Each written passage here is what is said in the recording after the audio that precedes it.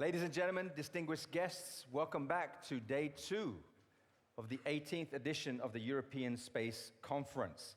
And welcome back if you joined us yesterday, and to those of you joining us today, welcome indeed. And also to those of you joining online, this is indeed a hybrid conference.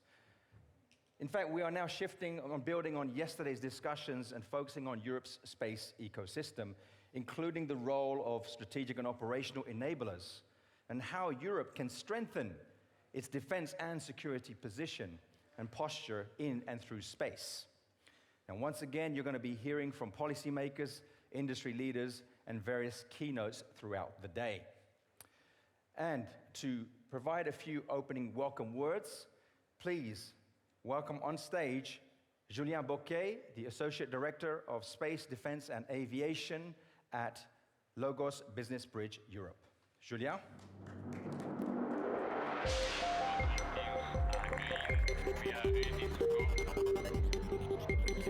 Thank you, Avinash.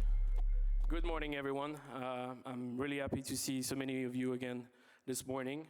I'd like to thank you all already for joining us yesterday. As Avinash just said, obviously, yesterday we tackled all the core key topics that matters to the space industry. And today, as you know, we'll have an intense program on space security and defense, as well as all topics linked to research and development, and also with a sort of international perspective on how European space actors are, making the most of international cooperation. Without further ado, I would like to invite to join us on stage Minister Mats. It's a great honor to receive you today, Mrs. Mats, considering that obviously Belgium has been the host country of the European Space Conference since its inception. So I will now invite the Minister of the Modernization of the Public Administration and in charge of the Science Policy of Belgium, Mrs. Vanessa Mats, to join us on stage. Thank you very much.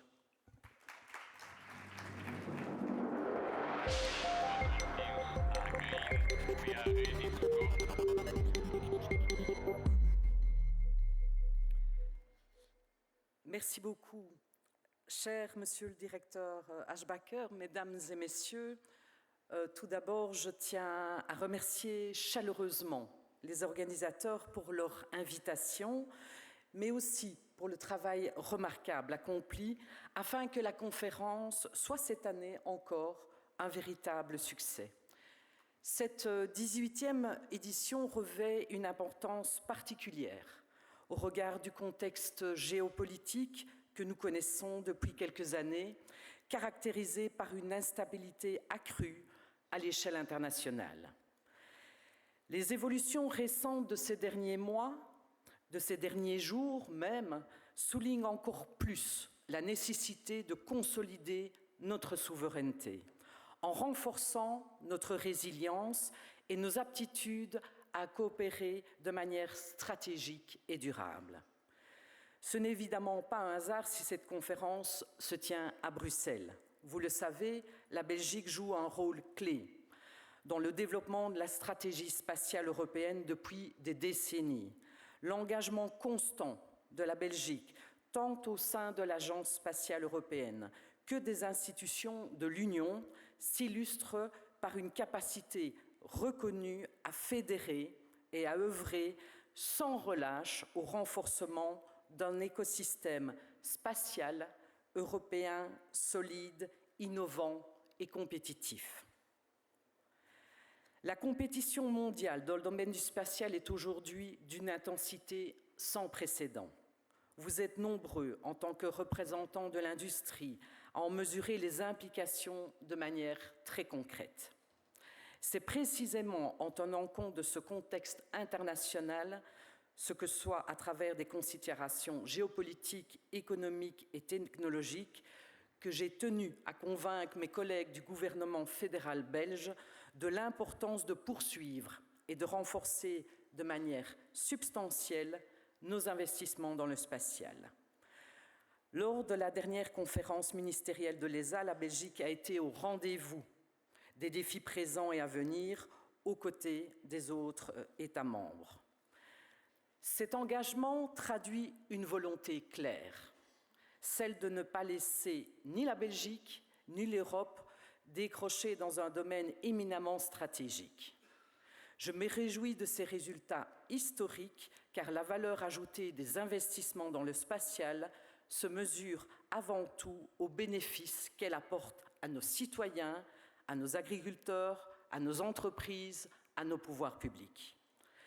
La Belgique peut s'appuyer sur des acteurs performants et internationalement reconnus, couvrant l'ensemble de la chaîne de valeur du spatial.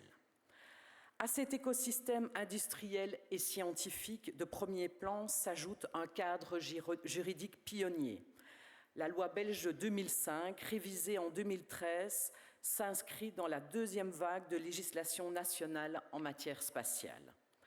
Cette loi offre ainsi un cadre favorable aux PME et à l'innovation, tout en assurant une mise en œuvre exemplaire des traités de l'ONU et des standards internationaux de sécurité et de durabilité. Ces éléments étant d'autant plus cruciaux à l'heure où l'érosion des normes internationales fragilise les fondements mêmes du multilatéralisme. Je souhaite également rappeler l'engagement plein et entier dans la Belgique en faveur du futur EU Space Act, actuellement en négociation. Certes, le texte doit encore être affiné, mais la Belgique reste convaincue de la pertinence et de la nécessité d'aboutir à un cadre commun fondé sur des normes techniques harmonisées, applicables dans l'ensemble de l'Union européenne. Le spatial contribue déjà et contribuera encore davantage à la prospérité et à la souveraineté de l'Europe dans les années à venir. Les programmes de l'ESA, tout comme les différentes composantes du programme spatial de l'Union européenne, démontrent ce que les États membres peuvent accomplir ensemble et ce qu'aucun ne pourrait réaliser seul. Face à un environnement international marqué par l'instabilité et le retour des rapports de force, nous ne pouvons pas nous permettre d'aborder séparément les politiques spatiales et de défense. Je tiens à cet égard à saluer le travail mené par le commissaire Kubilius et le directeur général Joseph Aschbacher. Faire preuve de pragmatisme, en particulier dans un contexte de contraintes budgétaires nationales, impose aujourd'hui une articulation plus étroite entre ces deux pôles stratégiques, renforcer et maîtriser ces synergies, comme l'a souligné Mario Draghi dans son rapport, est une condition essentielle pour permettre à l'Europe de conserver un rang et son autonomie stratégique. Il ne s'agit pas de rapprocher artificiellement deux univers distincts, mais d'assumer pleinement une réalité stratégique incontournable. Le spatial et la défense sont profondément interconnectés. C'est sur base de cette conviction que j'ai choisi de renforcer de manière durable la coopération avec le ministère de la Défense dans l'intérêt de notre sécurité, de notre autonomie et de notre crédibilité à l'international. Mesdames et messieurs, les défis auxquels l'Europe spatiale est confrontée sont immenses, mais ils sont à la hauteur de nos capacités. La Belgique, forte de l'excellence de ses industries et de ses scientifiques, continuera à assumer pleinement ses responsabilités et à jouer un rôle moteur au sein de l'Europe spatiale. Vous pouvez compter sur mon engagement personnel pour soutenir nos acteurs et défendre une ambition spatiale européenne forte aux côtés de l'ESA et de la Commission européenne. C'est ensemble, avec détermination, lucidité, que nous construisons une Europe spatiale souveraine, résiliente et tournée vers l'avenir. Je vous souhaite une excellente conférence.